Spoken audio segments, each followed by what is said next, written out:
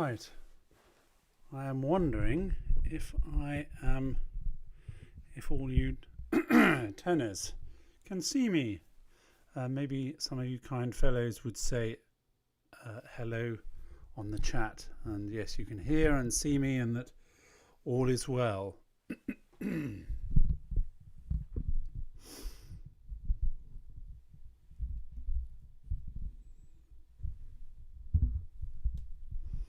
Hello, Nigel. Ah, that looks like Mark. How is the sync, guys? I think I know what to do. Am I in sync with the camera? If I clap and go like this, bop, bop, bop. How's that? Yes, can see and hear you. Terrific. Oh, wonderful. Oh, brilliant to be with you, gents. And I'm sure there'll be a few others. Oh, there's a Suzanne there. Is that a female tenor joining us? Yes, all is well. All's good. Let's. I'll wait for we've got a couple of minutes, so I'm just making sure that Virginia says not quite. Let's work out. Not in sync. No. Okay. I wonder what I can do. All my sound is early. Can you adjust back? Okay, I'm just going to sort this out for us.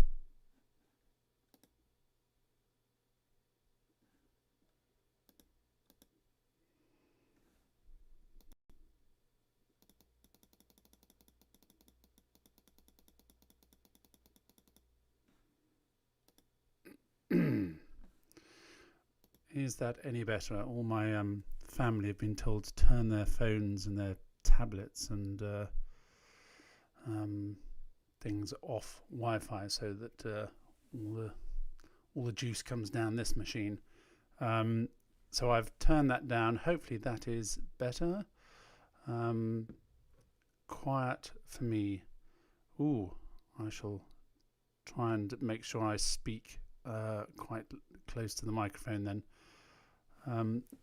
Sound is early. Can you adjust the sync down? Okay, Mark, I've done that. So are we any better now? Oh, lots of female tenors. Splendid. So you can all help us sustain those lots of D's. Lower, please. Right. We're almost there. We're almost there.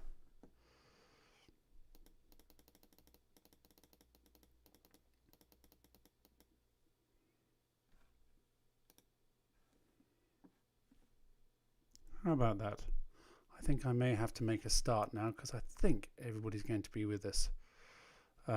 Mark, I'll wait for you to send me a message on my phone to see if I need to adjust again.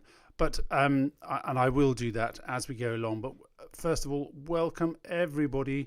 Absolutely fantastic to be involved in this self-isolation choir project. I just think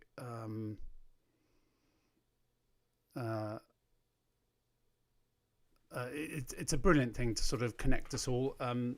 Certainly made me realise over this last year just how much I personally gain from not just making music but just being with other musicians, the empathy that we have as human beings singing together, creating something that is kind of invisible but comes from within us, and that feeling of togetherness.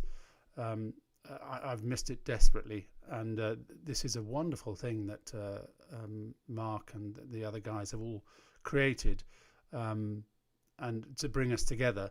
And we're working on this wonderful piece of music that, of course, when we are together singing in a beautiful cathedral or a chapel, is the most magical, mystical feeling, and we're going to try and recreate it with this recording that we're going to do on Saturday. Now, tenors, we have quite a can you try a little bit lower? I'm just trying to get the sync sorted out as we go. Don't know why I need to change it from day to day, but it's just peculiar, isn't it? There we go. I'm going to get a little bit. Tenors, we probably have more to do than most of the others. Well, I say that. Of course, the sopranos have the top Cs and whatnot. You don't have to do the solo quartet verses. But what we do have to sort out is the chant verses. And that's quite tricky to get together because they are totally free. They want to be kind of in speech rhythm and they want to sound beautiful. But they need to be flowing, and as much as possible we need to be together. So first things first, anyway, we must have a cup of tea. No, there we are, lovely cup of tea. I was in a board meeting for 2 hours, so having done a lot of talking over Zoom, so my speaking voice is already a little bit there we are, dry, so I'll have a little sip of tea every now and again. We must be relaxed, so please, gents, if you're going to stand for this little warm-up routine, that'd be great. Put your feet under your hips so they're not too close together, they're not too far apart, and then you can kind of easily move around. Just roll the shoulders back, just nice and gently. I know a lot of you will have been at work all day, so you're already probably quite tired. Need to just loosen ourselves up and then roll them forwards, the right one and the left one. And some gentle neck rolls. I can't really do this because I have such problems from my rugby playing days with my neck and shoulders. Stiff as a board. But if you can just very gently relax all of that, go round and round, and then in the other direction. And as I mentioned the other day, in the main first session that we had with everybody together, very important that we stay relaxed and that our breath control is good and active. The worst thing for restricting breath control is actually being tense. Excuse me. And one way just to kind of keep reminding yourself or finding out if you're tense is to deliberately lock your knees when you're standing up. Deliberately lock them, and you'll see your thighs and the muscles at the front here get a bit tense, and then release. So lock and release. And sometimes when I was singing in the King Singers, I mean, towards the end of my time and my voice was really giving up and I'd get very nervous. I would sort of double check halfway through a concert and I'd sort of say, okay, I'm going to lock my knees, and realize they're totally locked already. And what it does, it sort of locks your lower back, all the muscles through the top of your legs into your lower back, and it restricts all the movement around the back of your lungs. And so you lose a huge amount of capacity, something like 20-25%. So if in concert you find yourself singing a phrase that in the rehearsal you were perfectly able to get through in one breath, then that's probably what's doing it. So always be aware of that. So one thing we want to do is, as we're standing, I can't do it here, otherwise I go away from the microphone and you won't hear what I'm saying, all these pearls of wisdom you'll miss out on. So just nice and standing up perfectly straight, and then I want you just to very gently flop over so that your hands and shoulders and your head sort of fall to the floor. So your legs are straight and you're sort of just so your upper body is hanging really. And what I want you to do very, very slowly is just to curl up. So the first thing that's going to straighten is your lower back. So your head and your hands are still hanging. They're the last thing to come up. And just very, very slowly raise yourself up and be aware of all the muscles in your back as you sort of straighten, and finally bring your shoulders up and then your head, and then see if you can get your head just to float. Get your head to float in the middle rather than sitting on the shoulders. Shake out any tension sort of through the fingers and through your feet as well, if necessary, like a dog shaking that leg, and just try and loosen everything up.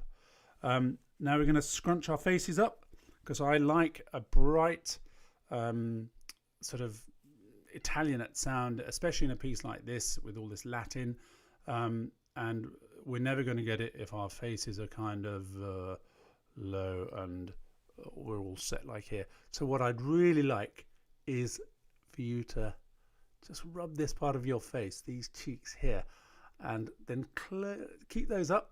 Now close everything. Close your eyes tight, shut tight, and your mouth, everything shut. And after 3, we're going to open everything as widely as we can. So 1, 2, 3. And again, shut everything down. Oh, totally closed.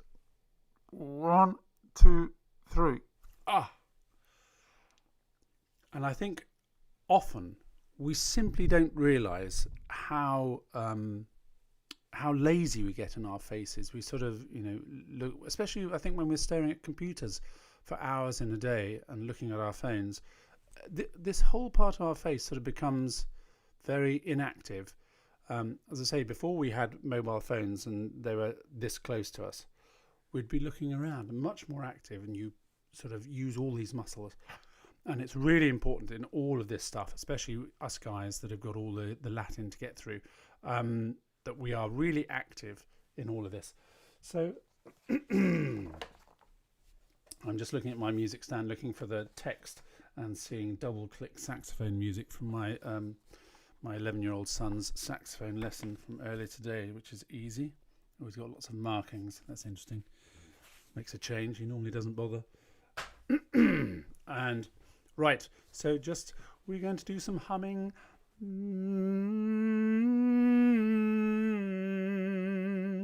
Okay, so we're making a metallic buzz. We're not worrying about a beautiful sound at the moment. We are just keeping it nice and buzzy, and I want that buzz not to move around at all, not lose it between notes. Just make it, if you have to slide up each note, that's absolutely fine.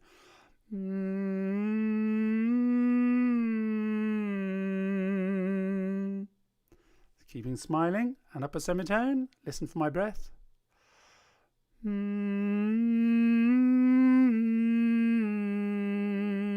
Smiling.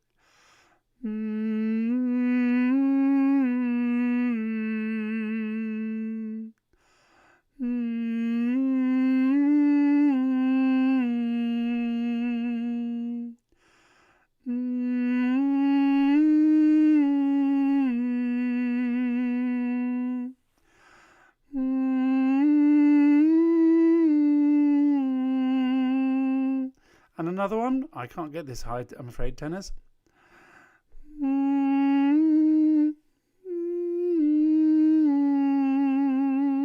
So hopefully that's sort of just making you really aware, tenors. We hear. And I never like the sound to sort of be directly pinched up there, but I just want it active, as if it could go up and up and up and up and up and up and up and up and up and up and up. I mean, just sort of do that with your speaking voice. Don't worry about singing notes. Yeah.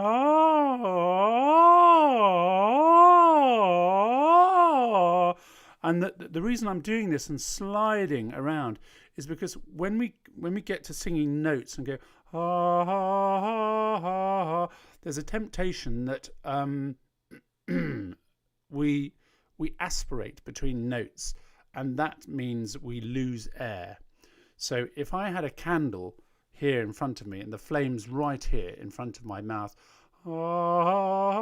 basically whatever we do, we don't want that, unless it's a consonant, of course, like an F.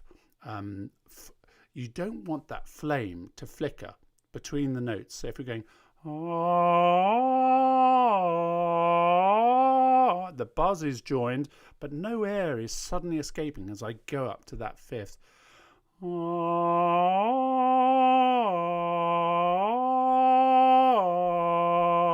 you get that?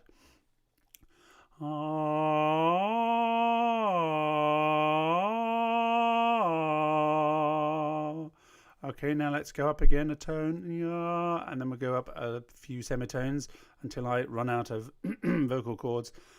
Oh, there we are. Voice giving away already. And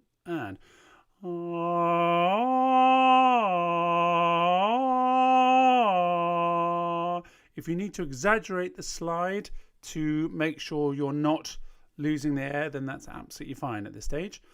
Now up semitone.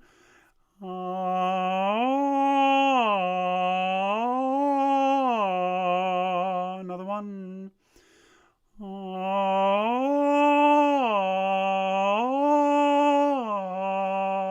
And another one.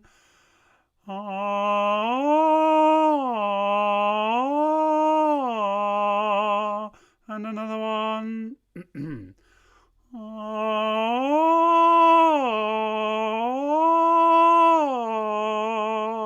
Oh, that's quite good for me, although my throat is hurting already.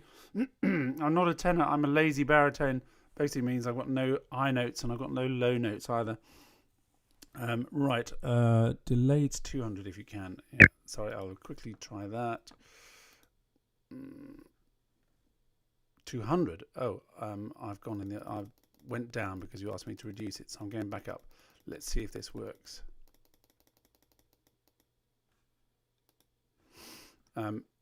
Right, now we're going to try something tenors, which we did with the sopranos and the altos, which is just play a little game.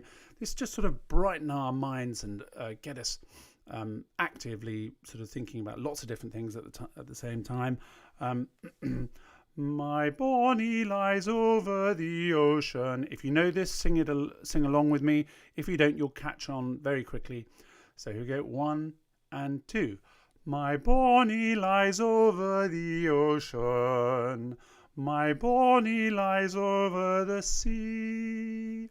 My Bonnie lies over the ocean. So bring back my Bonnie to me. Bring back, oh bring back my Bonnie to me, to me. Bring back, oh bring back my Bonnie to me. Okay, now I would like you this time, we're always listening for the breath at the beginning of a phrase. The reason for this is that when I work with tenebrae, I'm not one of these conductors that goes 3, 4, in. You know, that's where you come in, sort of right on the downbeat, and it's got a jagged sort of feel to it. I mean, I think if I was doing really strong rhythmic music, I might do that. But in 20 years of working with tenebrae, I've never said, "Oh, you're behind the beat," meaning that we're working together. You know, even in big choirs. A conductor that works with the breath as if he's a singer and his hands are going with the breath is a much more natural thing to follow rather than, you know, funny, I work with a lot of sort of PhD students, actually in America, conducting students, and they're taught very, very strictly to work within a little window frame here and then the other side, you know, like a double window. And their hands and their fingers mustn't go outside that. And when they sort of start doing all these shapes, and they're concentrating so much on the shapes with singers that they don't ever breathe. So the singers are kind of left to themselves. And when I was singing with the King singers, the question I had most often asked after concerts is, how do you guys start together without looking at each other and not one person sort of leading? And it's very easy. All we do is listen for the breath at the beginning of a phrase. And tenebrae is no different. My hands are a guide. So if I'm going, and everybody gets it. It's the most natural, instinctive thing to do. And funnily enough, I also realised when I first started listening to King Singers LPs when I was a kid, you know, there were songs that I really liked, and I just learned the words from memory, you know, by ear. And I'd want to sing along, and I realised, okay, I want to start at the same time as the guys, so I'd turn the volume up and I would simply listen for the breath, and it was really easy. I realised when I went and auditioned for the King Singers job, that is exactly the way I worked. It just sort of kicked in instinctively, and I think a lot of small vocal groups work that way. Excuse me.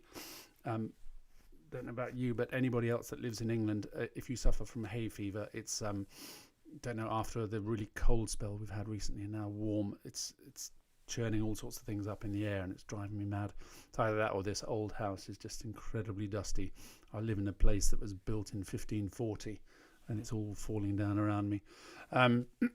So now we're going to, my Bonnie lies over the ocean. You're going to listen for the breath at the beginning of every phrase. I'm not going to count or anything like that.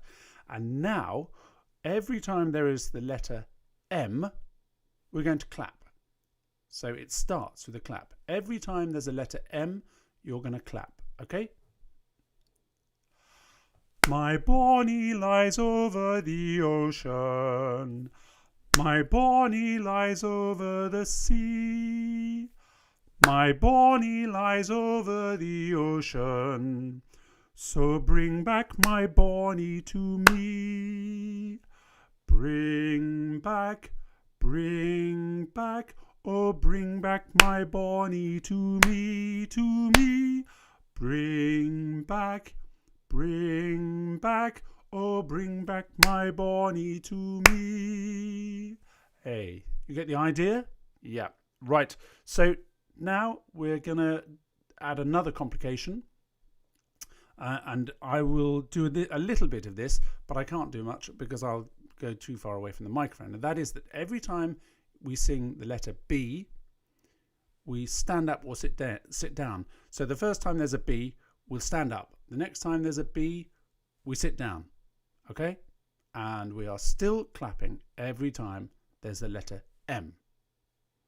Right. So here we go. And you're listening for the breath at the beginning of every phrase. 1 and 2. My Bonnie lies over the ocean. My Bonnie lies over the sea. My Bonnie lies over the ocean. So bring back my Bonnie to me. Bring back, oh bring back my Bonnie to me, to me. Bring back, oh bring back my Bonnie to me. Now, are you standing up?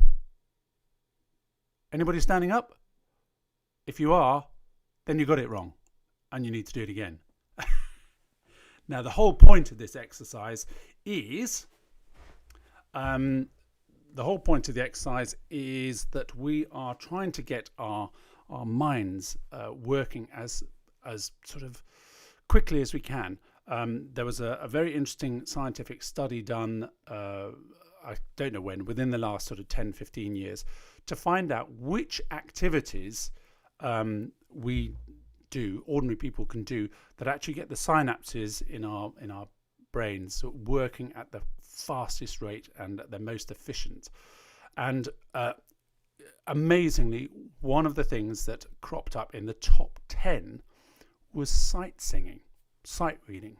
You think about it, it's not like a piano where if you see the letter G and a C, then you play a letter G and a C, because as a singer, you've got to pitch it internally, sing it, create it, and then you've got all the physicality to change the note from a G to a C. And again, you've got to think of a fourth, you've got to hear it in your head and know how to get your voice there.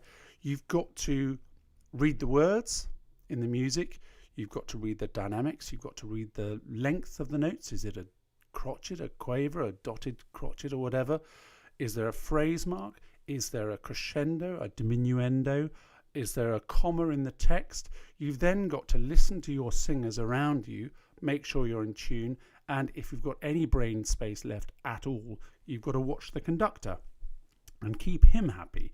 And, you know, that is, well, that's, yeah, almost impossible in some choirs, apparently. So, we've got apparently this also explains why people that like choral singing and end up sight reading are sort of in the main phenomenally intelligent, So I'm sure everybody here is in that category. Marvellous. Right, so we're going to start singing. Delay to 50 if you can. Oh, okay. We're going up, down, all over the place tonight.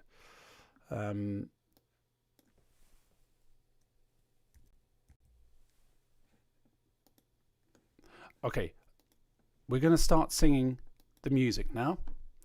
This wonderful piece. And of course the...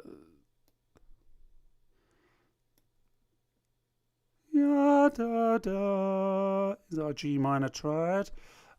Tenors, when we get to the plain song, can I just suggest that you flip to bar 13 straight away? This is kind of like speech rhythm. Try not to make we want the text bright and Italianate, but try not to be too active with all the consonants. Otherwise, it will start to sort of get chopped up. Et secundum multitudine miserationum tuarum, dele iniquitatem meam. Something like that. We'll have a few goes at this, but to start with, I'm going to put my computer on and we're going to hear the track. Here we go.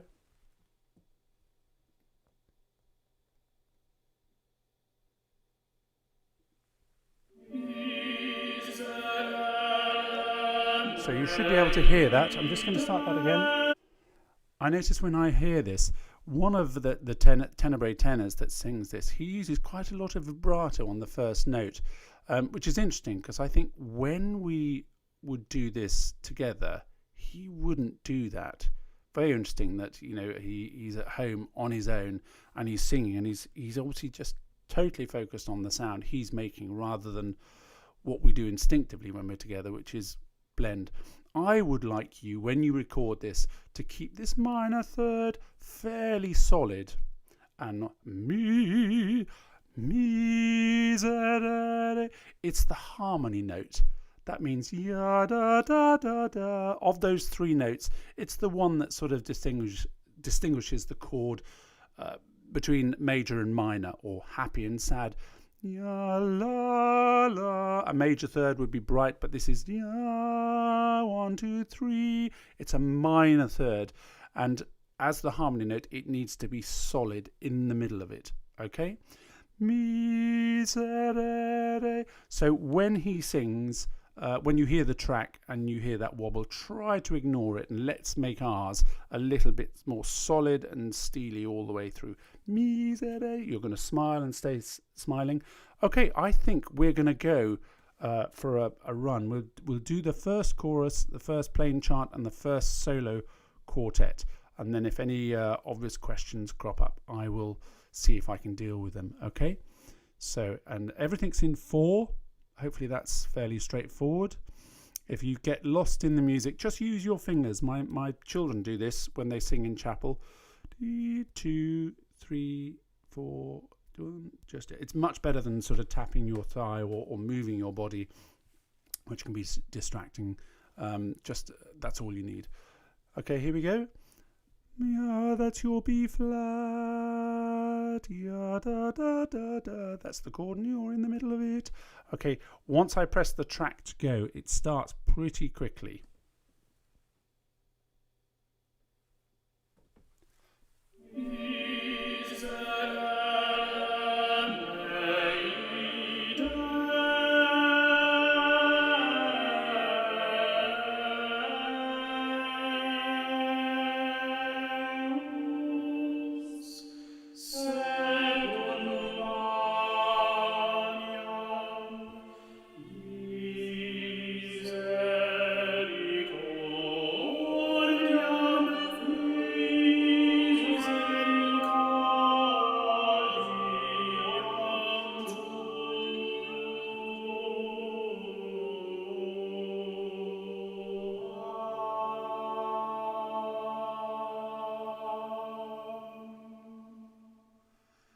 Et secundum multitudinem miserationum tuarum, dele iniquitatem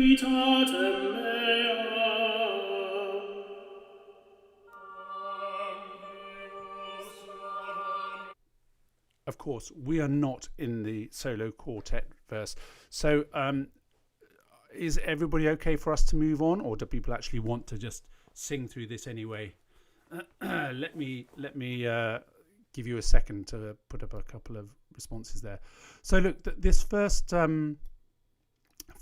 verse, Miserere mei, I would like you all to make a note, please, at the end of the second bar, to just slightly crescendo on that D. You see how it's tied over into the third bar, so that at the beginning of the third bar, that's almost the strongest part of the phrase. The chord is da da da da da from top to bottom in all those notes, and it's quite a jammy chord, and I really like it. If it just the music sort of that static G minor chord grows, changes, and then it builds to that particular moment. So if you just put a little mark over the D in the second bar to crescendo, yeah, let's do that. And it's just like leaning against a gate as you go from the end of the second bar into the beginning of the third bar. Just lean into it a little bit. Don't squeeze it. Come away. That's too Baroque. This is Renaissance music. Even though Gregorio Allegri was a composer who was right on the cusp, really, between the end of the Renaissance and the early Baroque, and his instrumental compositions were Baroque in style, but his church music, his sacred choral music, is very much in the Palestrina polyphonic style of Renaissance music. So what we want in every phrase we sing is one major arc, not made up of miserere, not lots of groups of 2, 3, 4 notes. That's very Baroque. Everything is joined up, and there's one sort of high point in the middle of the phrase, and then it'll just go down gradually. Miserere mei,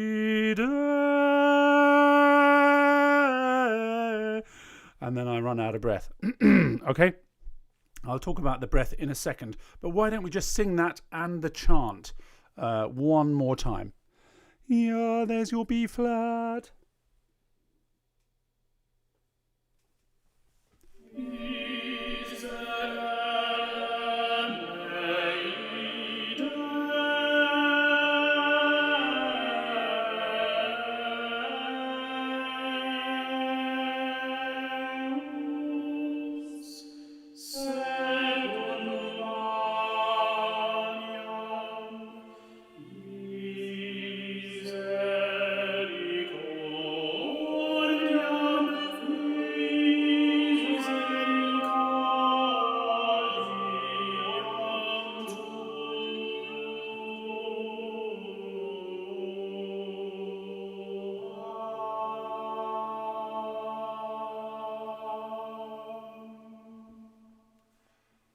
Et secundum multitudinem miserationum tuarum, dele iniquitatem mea. Good. A couple of other things I want to say about this, the shape in this phrase.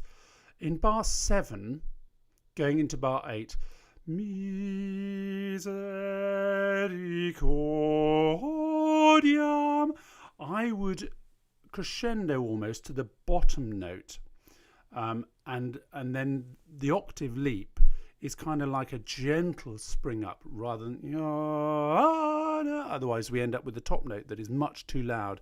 So actually fill out the bottom note and then just gently flip up. Misericordiam. You just get through the text there as quickly as you can. Cordiam. Misericordiam. And here, at the end of bar 10, would you put a crescendo? It's the same every time we have this music.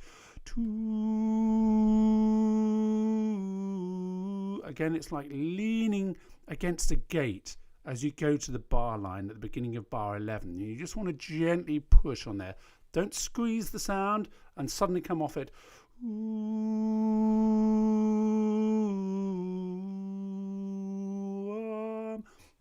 And the last thing to say is you're going from a narrow vowel on to a very open vowel on the So what we don't want or would try to avoid is You open slowly and gently. You almost sing. You have to sing the a bit softer than the oo. Otherwise, it'll come out in the chord. The balance will be wrong. So it's quite a lot to get through there. Should we just have a quick practice at this et secundum with me? Et secundum multitudinem miserationum tuarum dele iniquitatem meam. There we go. So the syllabic stress in bar 13, et secundum multitudinem miserationum tuarum. If you want, you could put a little line under those little bits. So, et secundum multitudinem miserationum tuarum. But don't hang around on them, otherwise the chant will get slower and slower. Et secundum multitudinem miserationum tuarum dele iniquitatem meam. So in fact the stress in that second phrase there, dele iniquitatem meam. But again, don't hang around too long. Do you want to just sing that once more with me? See if we can get those little stresses to sound as natural and as fluid as we possibly can. Ready? Et secundum multitudinem miserationum tuarum dele iniquitatem meam. That's it. And we always have to be careful at the ends of these phrases. Da, da, da, da, that we mustn't be flat. That's largely supported by good breath control. Da, da, da, da, da, da. We mustn't do that. We must just always be very careful that we don't sing heavily into them and we don't dig in and that they just stay nice and buoyant. That's a good word for these kind of chants. Okay, I think we should just sing those two bits once more. Do you hear what I mean about that? Our tenor, he was obviously feeling a bit operatic or something. Miserere, miserere. Think more Tallis scholars than Pavarotti, I think, for that first note. A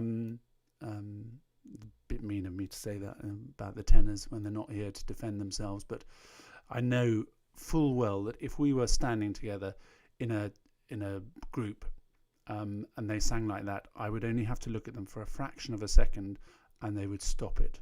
I'd give them one of my ever so friendly glances, or as one of the sopranos said the other day, the evils.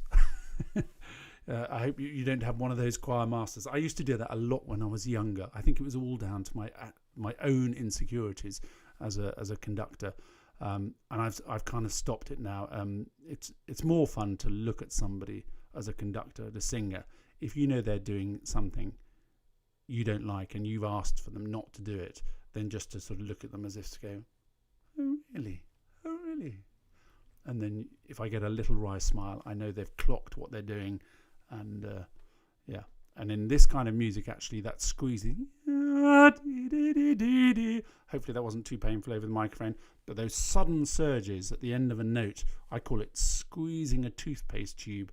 I don't like that. And when it starts to happen, then a little friendly glance will let a tenor or a soprano know that maybe they should think about it and do it again.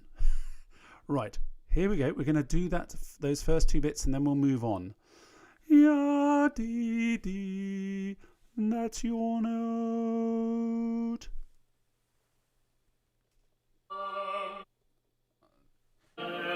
Oh, sorry, hang on. I have to line it up. There's almost no time before it starts once I've pressed it to go. Okay, you ready?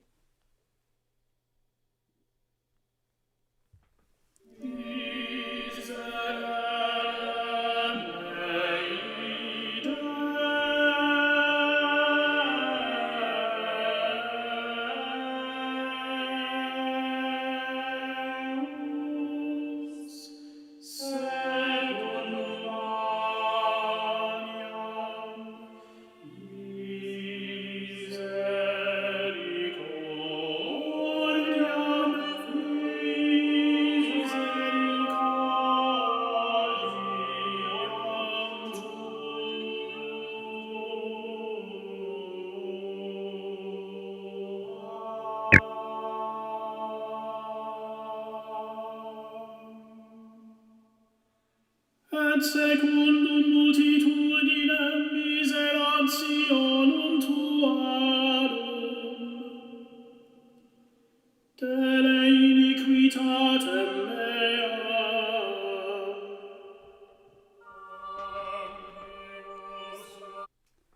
Jolly good. Jolly good. I think we should move on to the next verse now. So this is the next plain chant verse. We can just do this by ourselves. Quoniam iniquitatem meam ego cognosco. So, quoniam iniquitatem meam ego cognosco. Et peccatum meum contra me est semper. Sorry if I'm popping. I don't have a pop shield. Let's try that once more. Quoniam iniquitatem meam ego cognosco. Et peccatum meum contra me est semper. Oh, I'm not a singer anymore, so I'm sorry. I ask you to forgive me for making such a rancid sound.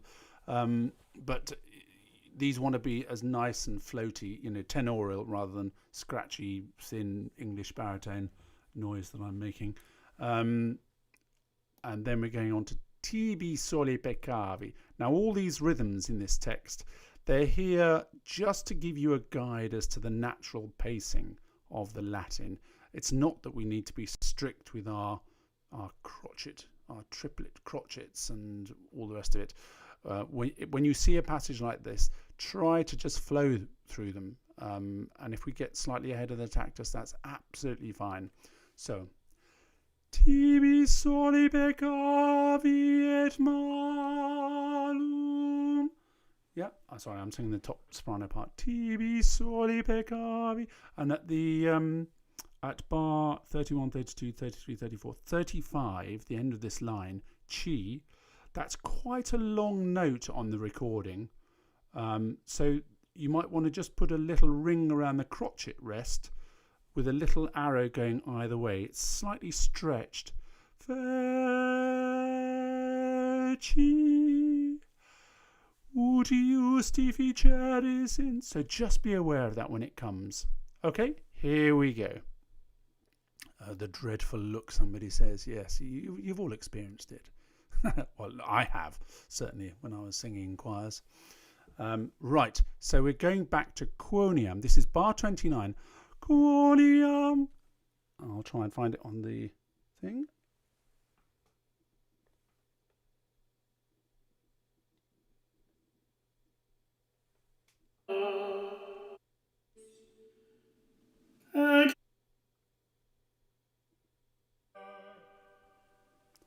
Quoniam iniquitatem meam ego cognosco,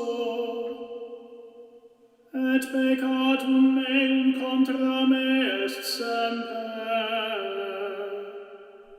Tibi soli peccavi et malum coram te feci.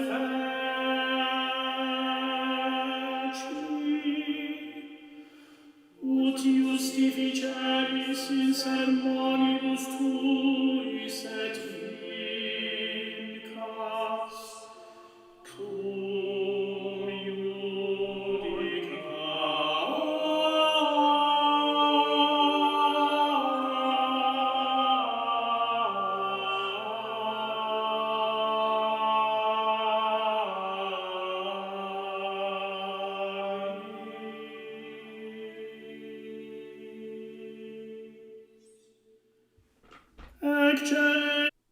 Right, I'm just going to stop there. We'll go over that again. You'll notice at the ends of quite a lot of these phrases where they're just fading away. I'm not one of these conductors that will go sort of ease, because I think it tends to make too much of an emphasis of just the final consonant on that word, and especially if it's sibilant. We can all tell when the S is going to go if we just listen for the natural diminuendo at a note like that. Caris.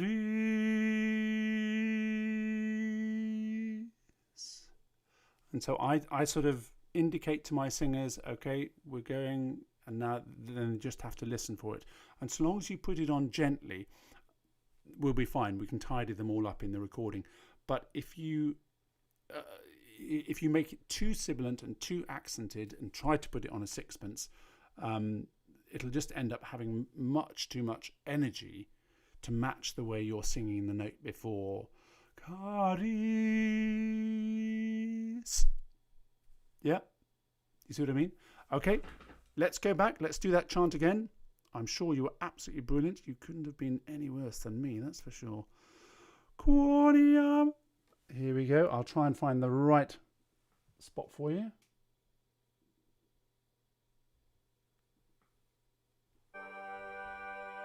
Here we go. Quoniam iniquitatem meam ego cognosco, et peccatum meum contra me est semper. Tibi soli peccavi et malum coram te feci,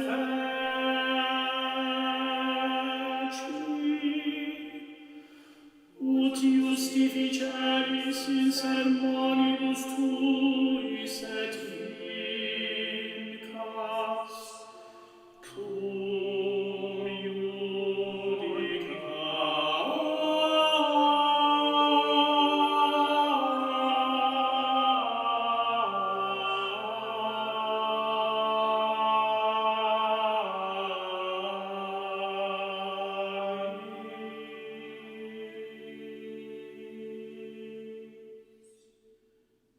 ecce enim in iniquitatibus conceptus sum, et in peccatis concepit me mater mea.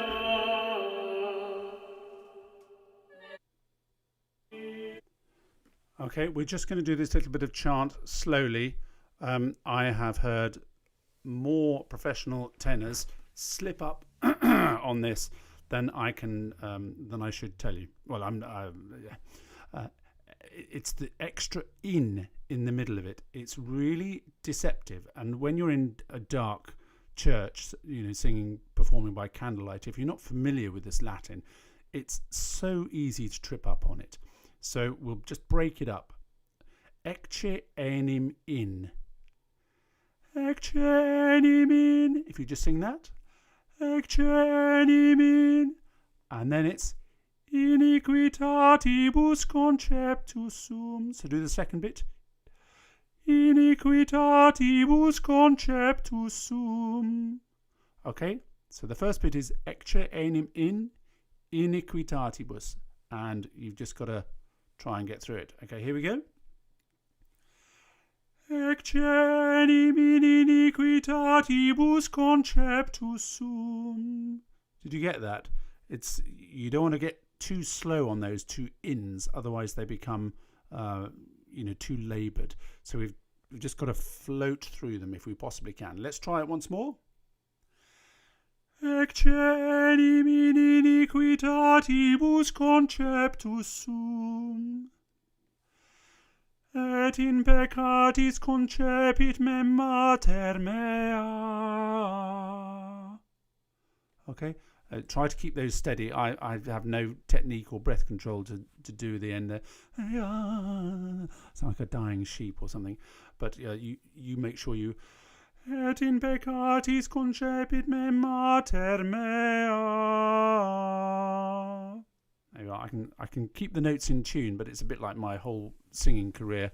I was booked because I could sing the right notes and sing them in tune, but I just had a horrible voice, which is why I stopped singing professionally when I was 34, because nobody would have me anymore.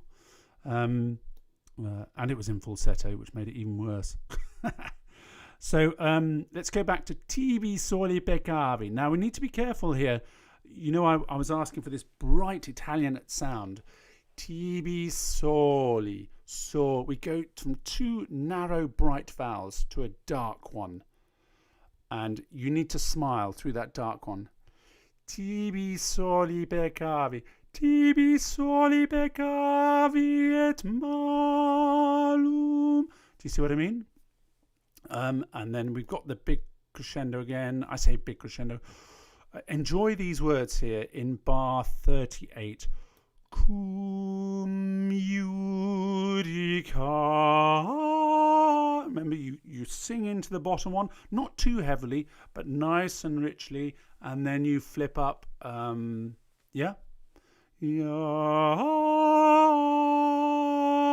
And then we lean into the beginning of the next bar, which is 37, 38, 39, 40. Just lean through the gate at the end of that D, so the beginning, and then it just sort of drifts off, doesn't it?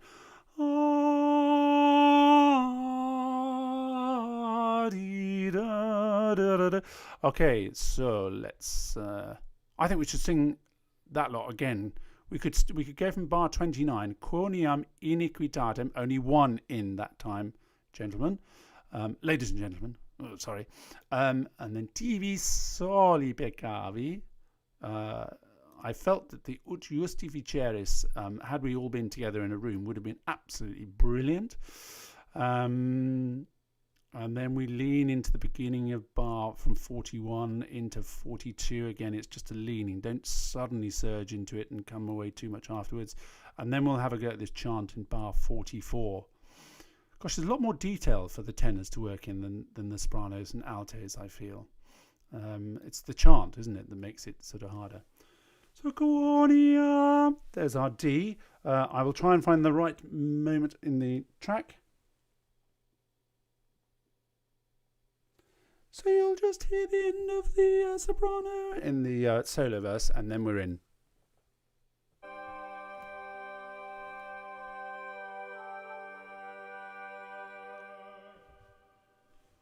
Quoniam iniquitatem meam ego cognosco,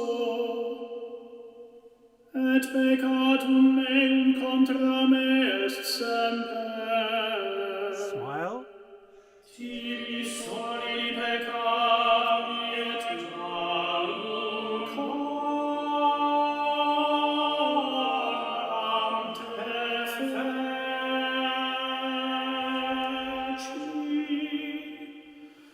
ut justificeris in sermonibus tuis et vincas, cum judica.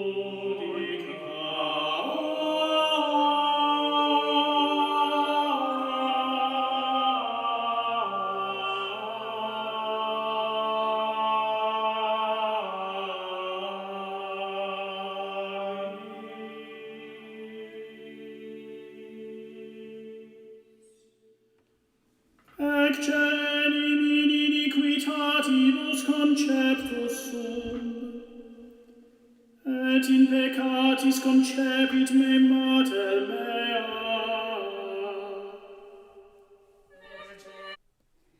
Good. Sorry, I'm on a chair on rollers, and my the lead from my headphones have got caught up. But I hope you sang along with all of that. What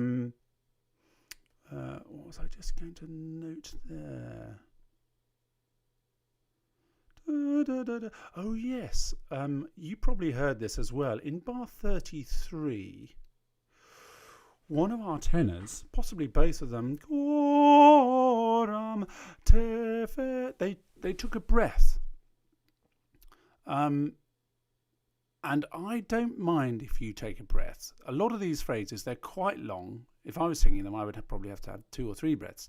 But I think what I would like you to do is to be very careful about snatching a breath. When you snatch a breath, you only breathe, it's a shallow breath. And you don't actually get much air in, and it's all up here. And what it does, it gets your larynx high. And when your larynx is high and you're trying to sing, then actually it becomes more and more tiring. It gets very tiring. Your voice will sort of, wear out very much quicker than if you can kind of keep everything anchored and nice and relaxed and open. So when you know you're going to need a breath, it's better to start getting out of the sound gradually and take a silent breath. I like audible breaths at the beginning of a phrase. TB soil, that feels perfectly natural to me. But then when we're cheating breaths, staggered breathing it's called, in the middle of a line of music when everybody else is covering our breath, we need to breathe silently. And that'll be really helpful for the guys putting the recording together, because otherwise they're going to be editing out lots of all this kind of stuff all the way through it.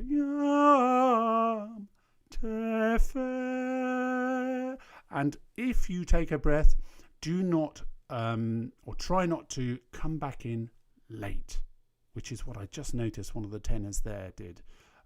So I'll be having words and sending vicious emails to him tonight. It's just one of those things, isn't it? If we were together in a room, we would know. I'd be guiding, with my hands, the beat, and he would hear everything around him moving. Of course, when you're totally isolated and you're in your own room and you've got headphones on and you're singing by yourself, you lose that awareness of what's going on around you. And I think, so that's why it's perfectly understandable he's done that. But when you do it, can you watch that? Just be careful of it. Don't let the breath breathe wherever you need to, wherever you want to, because it'll keep your larynx down and you'll make a nicer quality sound. But just be careful about how you get out of the sound, the choral sound that we're building, and then careful how you get back in. Don't jump back in very loudly or just very smoothly. And that way you'll get a nice silent breath from down here, much more healthy breath, and you'll end up not needing to just snatch another one right before the end of the line. Okay, let's do that verse. Eccenim in iniquitatibus conceptus sum. You notice that? Ceptus sum. My first B flat is flat. And again, we've gone from ceptus, from a bright vowel to a dark vowel. So I'm giving you lots of really detailed information here, tenors. So you're kind of getting a real workout. So Eccenim in iniquitatibus conceptus sum. I did it again. That first one is flat. Just, you won't do that. I know you won't. Okay. Here we go. Ecce enim. This is bar 44. I will try and find the right spot.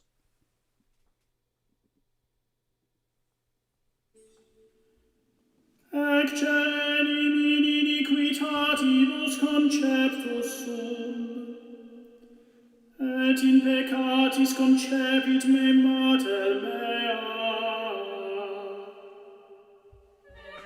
Good. Right. Next bit of chant, gentlemen.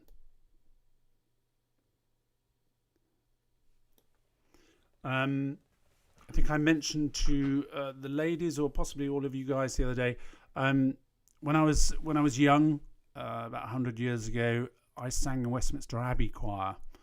I joined them when I was 19, whilst I was at the Royal College of Music, and then I hopped on the bus after about 18 months. I had a brilliant time there with a guy called Simon Preston, and making music there was very exciting. It was a little bit too exciting for me. I sort of found myself getting very tense. Nothing to do with them, they were brilliant, but it didn't quite suit me. And I hopped on the bus and went down Victoria Street, 2 stops, and then spent 5 very happy years at Westminster Cathedral with James O'Donnell, who ironically is now the director of music down the road at Westminster Abbey. Maybe he was trying to avoid me.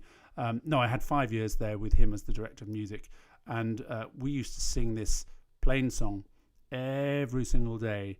So I kind of know this stuff really well. And one of the things they do, that they don't pronounce their H's in Latin. So it's not hisopo here. It's just asperges mei sopo et mundabo. And it's the same in the word Mickey. Is that at the end of the previous verse? Can you see there? Me, and they would sing Mickey, as in Mickey Mouse. So the H would become a hard K instead of mihi. Every now and again, I mean, generally, I think when Tenor do stuff, I do ask for the K. I just think it's probably more authentic than mihi. Which is a little bit English, and also singers prefer it to the obvious aspiration that you need. So if we can just do mei sopo, just it's not a glottal. It just goes through, but without an H at the beginning of the word hissopo. Okay, we're not doing that. Brilliant. Thank you, gents. And then into this big chorus, big and strong again, although we do have a dynamic change in bar 68, please, going into 69. The again, no H, umiliata will be part piano. That is less there. So we're going to auditu imeo da biscarium, and there you are, there's an O slung right in the middle of that bar 63, just to try and pull us down. Don't let that happen.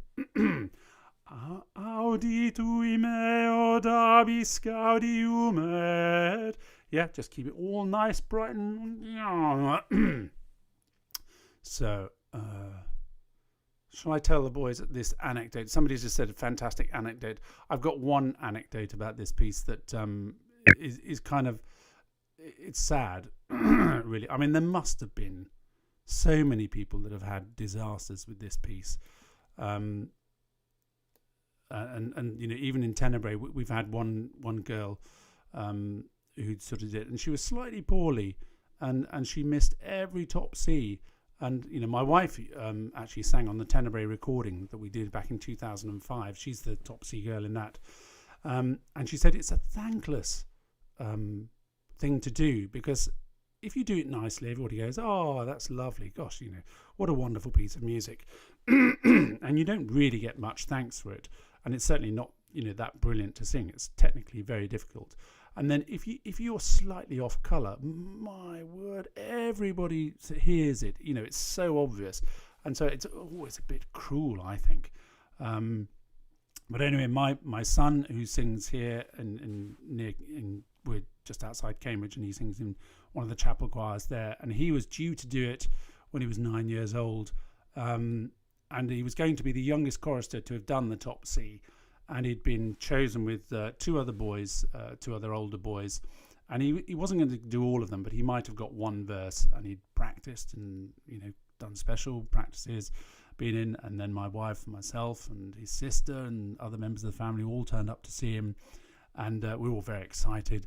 And as the choir processed in, we saw him, and he didn't look quite right, and then we realised he's crying, and in fact he sobbed all the way through the service. And apparently the choir master had just, as they were just leaving to process into the chapel for the beginning of the service, the choir master had tapped him on the shoulder and said, Josh, not you, not this year. And he was obviously crestfallen and destroyed, and we felt so sad for him. But the choir master called us the next morning and said, I'm so sorry I did that, but I just thought, you know, he'd run out of breath in the afternoon, and he just slightly tripped over one of the words.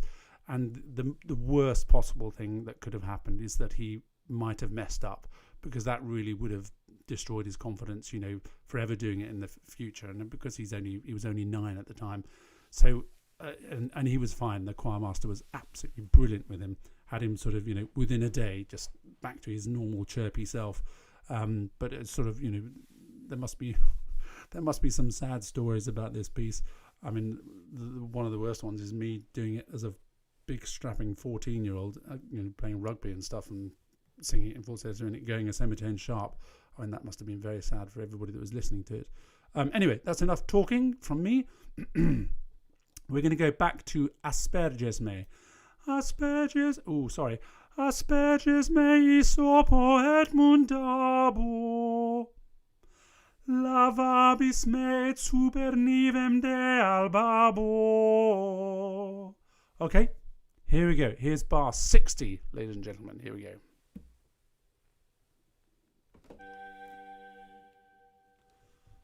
Asperges mei sopo et mundabo.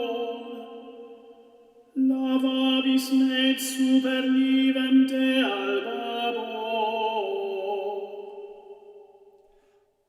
Auditui mea Davis Galium et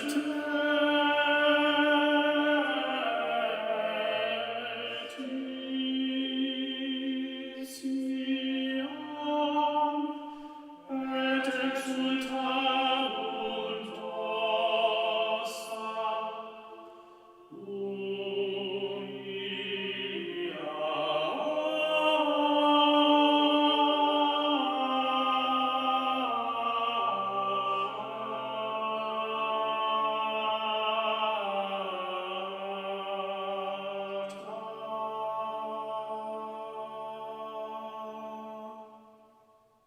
Sacrificium Deo Spiritus contribulatus, co contritum et humiliatum Deus non despicies. Okay, let's just do that again. So, sacrificium Deo Spiritus contribulatus. So you've got three little stresses there. Sacrificium Deo Spiritus contribulatus. Again, don't let them hold the tempo up. Co contritum et humiliatum Deus non. And the non, I think, is quite important, but don't stress it, overly stress it. Deus non despicies. So here we go. Sacrificium Deo Spiritus contribulatus, quo contritum et humiliatum Deus non despicies. Okay, should we have one more go at that whilst we're in it? Sacrificium Deo Spiritus contribulatus, quo contritum et humiliatum Deus non despicies. There we go. It's Jeremy Budd, by the way. It's the boy who does it. The chap who does it on our tape. Fabulous singer. And he can sit up there all day long, and an awful lot higher as well. Okay, I'm going to ask you to go back, ladies and gentlemen, to bar 60. And we go from asperges mei sopo et mundabo. And was there anything I was going to say here? Yeah. I think in bar 69, humilia. Still do the same kind of shape as the stronger verses, but it's just all a little bit quieter, isn't it, for umiliata.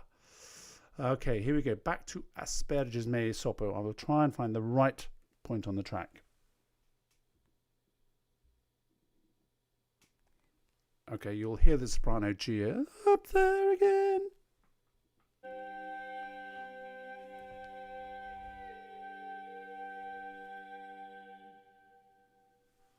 Asperges mei sopo et mundabo,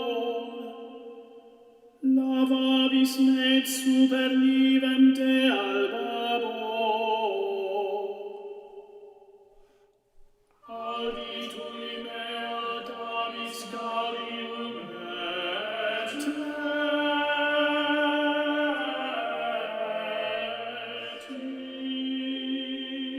letiziam et exultabunt osta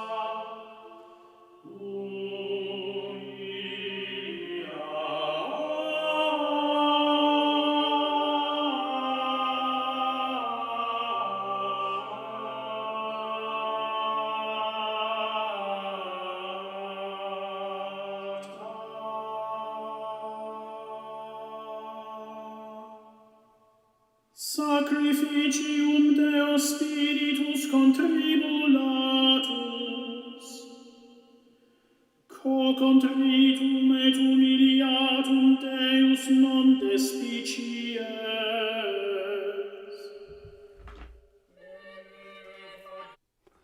Yeah, that D is flat, isn't it, in the sopranos afterwards.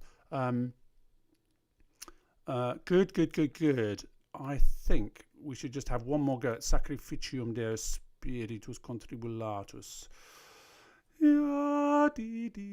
This is bar 75, everybody. Page 8. Okay, I'll get the track in the right place.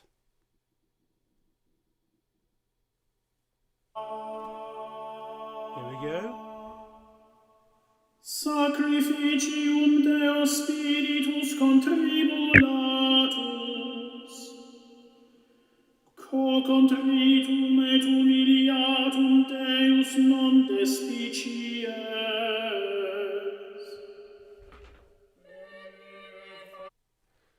So you can see what Jeremy does there. He does it beautifully in bar 76. Co contritum et humiliatum. You've got cor contritum et humiliatum. You've got a lot of dark vowels in that, but he keeps it all nice. Cor contritum et humiliatum Deus non despicies. He kind of places it where the bright vowels are. Et. Cor contritum et humiliatum Deus non despicies. You see what I mean? Let's have one more go at that, sacrificium, and then we'll go on to the last bit.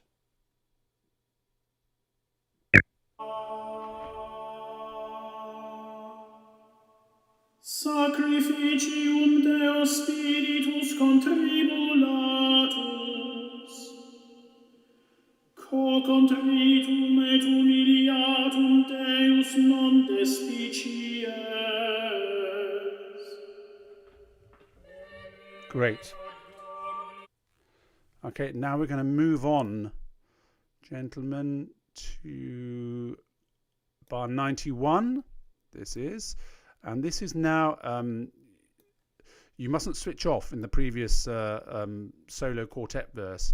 For some reason, this bar 91, this entry, tunc acceptabis, always catches people out. And that's how we say it. Tunc accep, but quickly. Tunc acceptabis sacrificium justitiae. Again, just float through those. Ficium justitiae. If you say them as naturally as you feel them, then we'll be absolutely fine. And then there happens to be a crotchet rest, but it's pretty much just a breath, isn't it? And then we go on into oblationes et no H again, et holocausta. And I am one of these conductors, I'm afraid, that likes diphthongs. I have an ongoing battle with my children, and in particular my son, whose conductor likes words like praise for the diphthong to come right at the end. And sometimes I try to describe it to him, but if you imagine a person in the congregation listening to the choir sing and they don't know the music and they don't know the word, if you take out an integral part of it, like a diphthong in the word praise, how would you catch that word very quickly?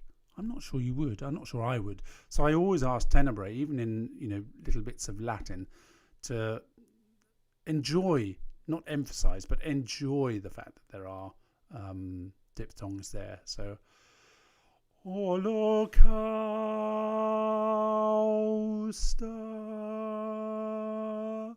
It'll be interesting to listen to this tenor track, because one of the Jeremy's sung with us for years, so he might instinctively sort of remember that's what I would like. And then the other tenor, Toby Ward, who's one of our young associate artists, hasn't done this with us very often, so I wonder if he will do it. Anyway, so we jump in with this, and then, gentlemen, we will do the last page. Now, bar 97. It is worth noting, ladies and gentlemen. I'm so sorry, ladies. It is worth noting this first note on tunc is slow, and then it gradually picks up pace, imponent. So just be aware of that. The first three beats, don't ask me why I chose to do it that way when we recorded this back in 2005, but the tunc seems to sit there for ages. Whether I was enjoying it too much, I don't know, or maybe I was waiting for it to get in tune before I would let them move off. But we have this first very steady three beats, and then it'll pick up into imponens super and altare tuum. Don't go digging for these low notes, please, on these low Ds. Just enjoy them. And then you have the best bit of the whole piece, I think. Fitulos.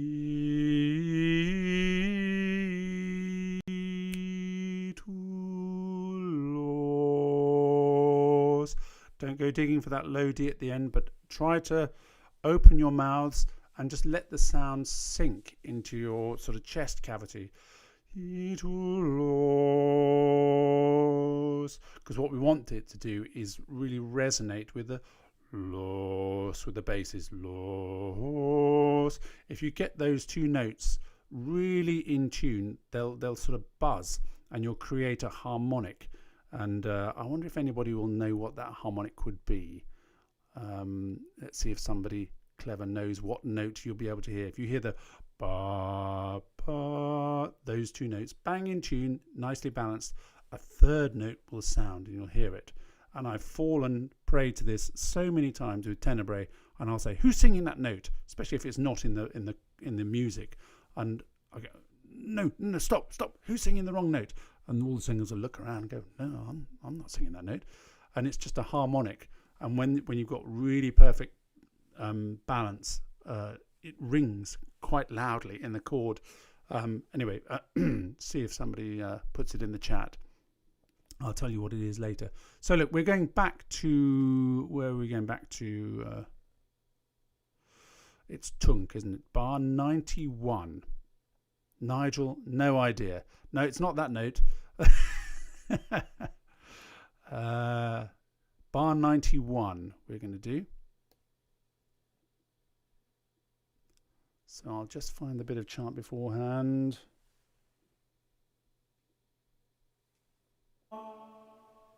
Sacrificium Deo Spiritus. No, I don't mean that, do I? Here we go.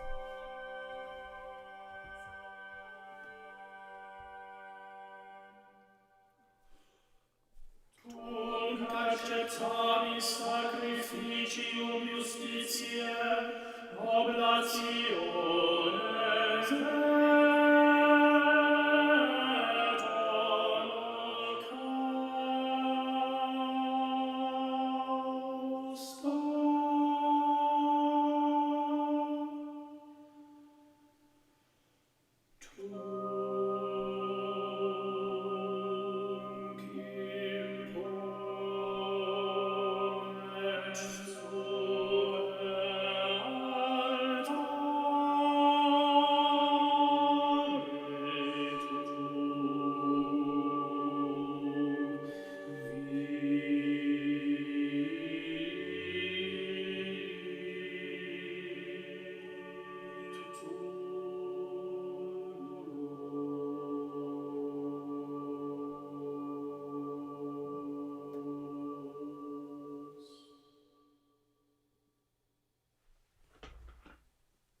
I do think it's such a magical ending, this piece.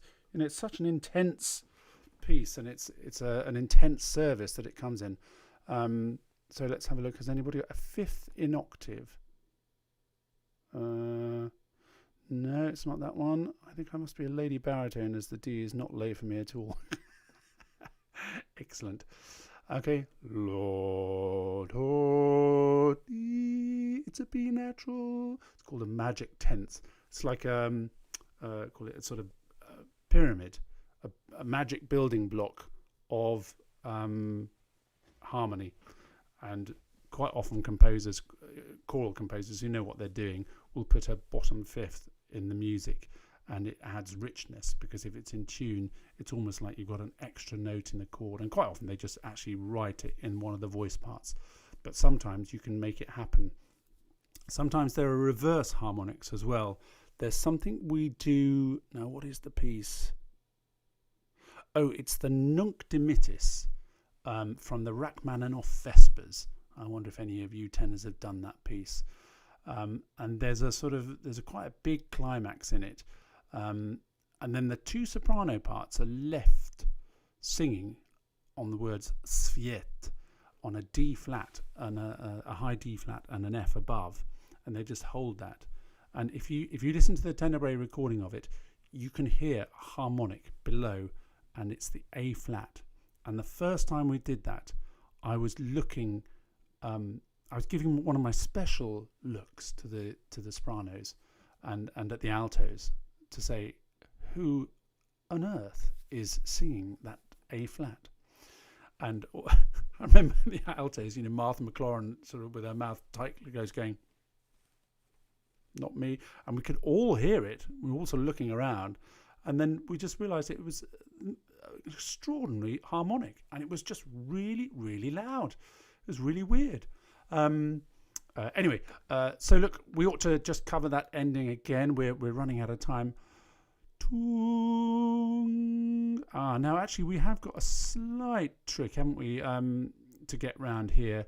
The end of that solo verse, yeah, the soprano goes, ya da da da, Jerusalem, and our note, the B natural, we have to just slink down to a B flat. So we go from happy to sad, tung, ya da da da. Okay, let's try that once more. And do you see what I mean about the timing? At 97, it sort of hangs around for ages. Right, here we go. Tunk. I'll give you the end of that solo quartet so you can just get that semitone slip.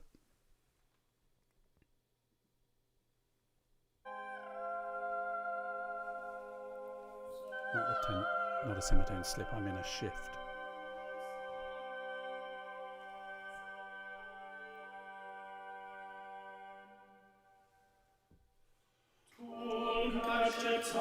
Sacrificium justitiae, oblationes et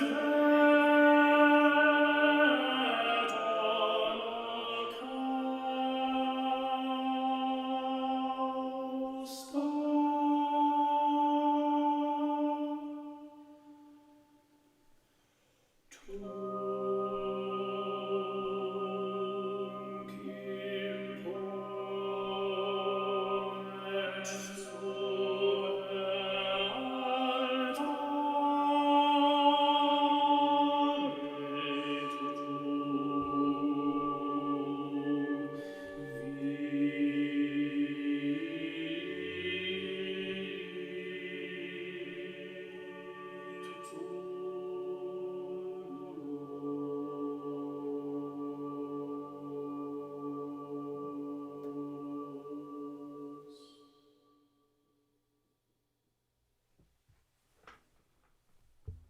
Okay, the very end, I think you need to sort of imagine Lord.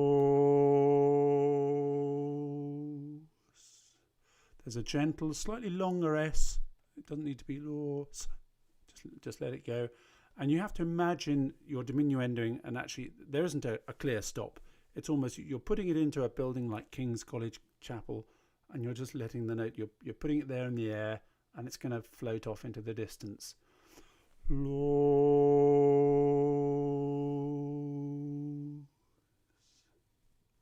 And we'll sort of get used to this idea of a very graded ending, and it'll just, hopefully we'll all sort of, there are undertones as well as overtones.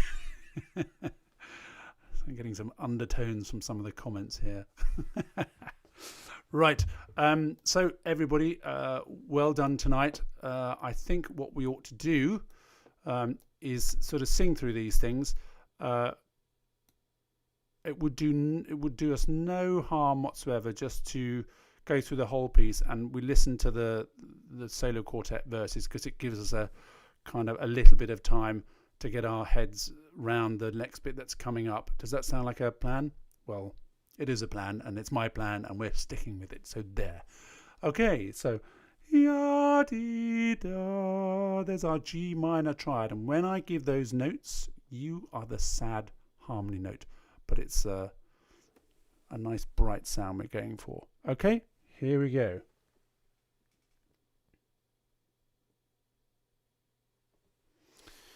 So we're going to go all the way through. I'll try and help you as much as possible. It'll start pretty promptly.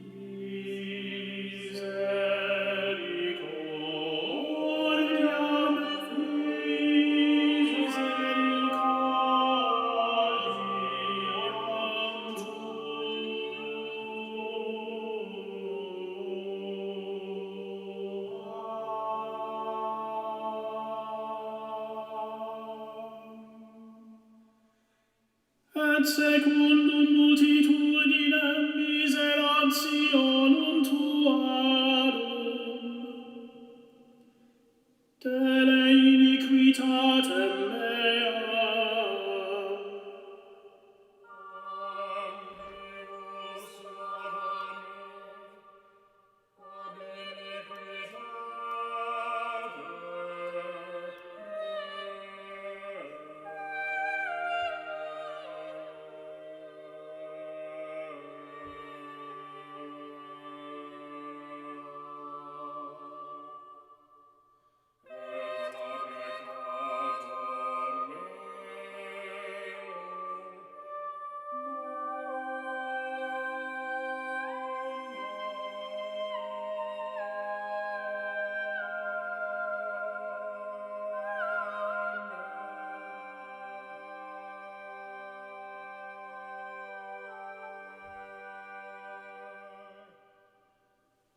Quoniam iniquitatem meam ego cognosco, et peccatum meum contra me est semper. Tibi soli peccati et malum coram te feci.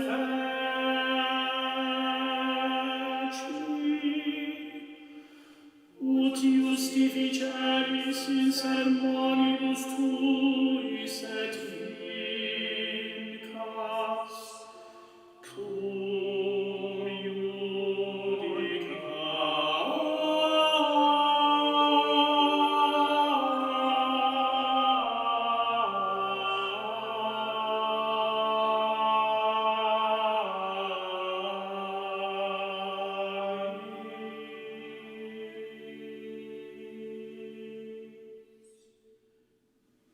ecce enim in iniquitatibus conceptus sum, et in peccatis concepit me mater mea.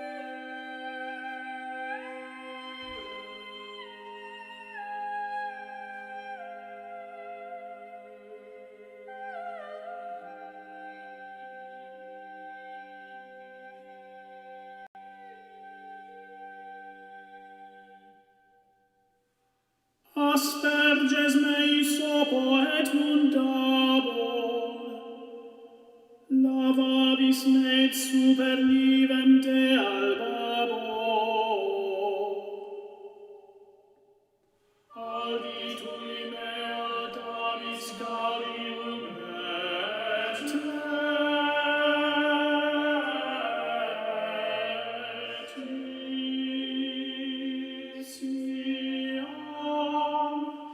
et exultabunt ossa,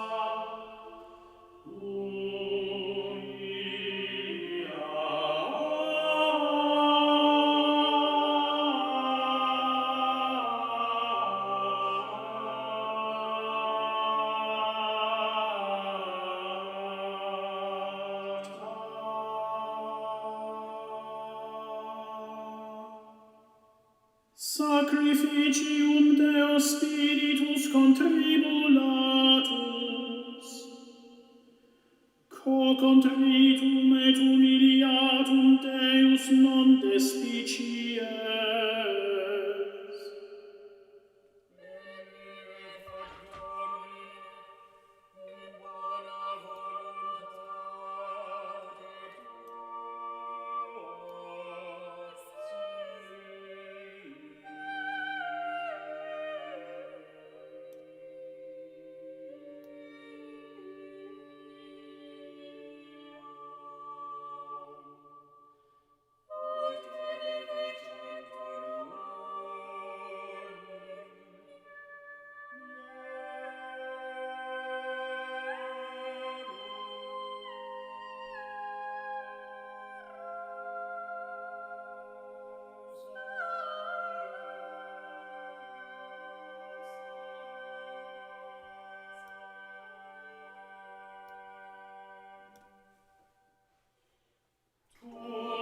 acceptabis sacrificium justitiae, oblationes et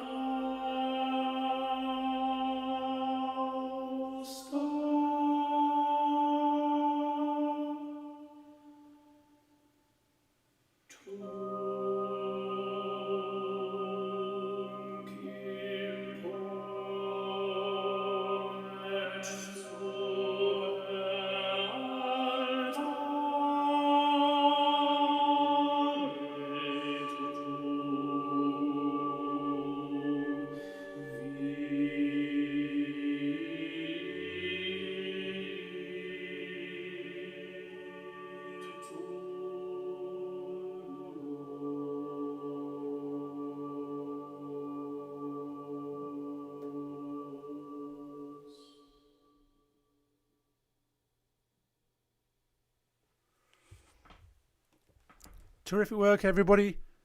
Thank you very much. I hope I saw actually an interesting little question, bar 44, I think it was, in the plain chant. Okay. Oh, I see here. Ecce enim in iniquitatibus conceptus sum. Yeah, it's the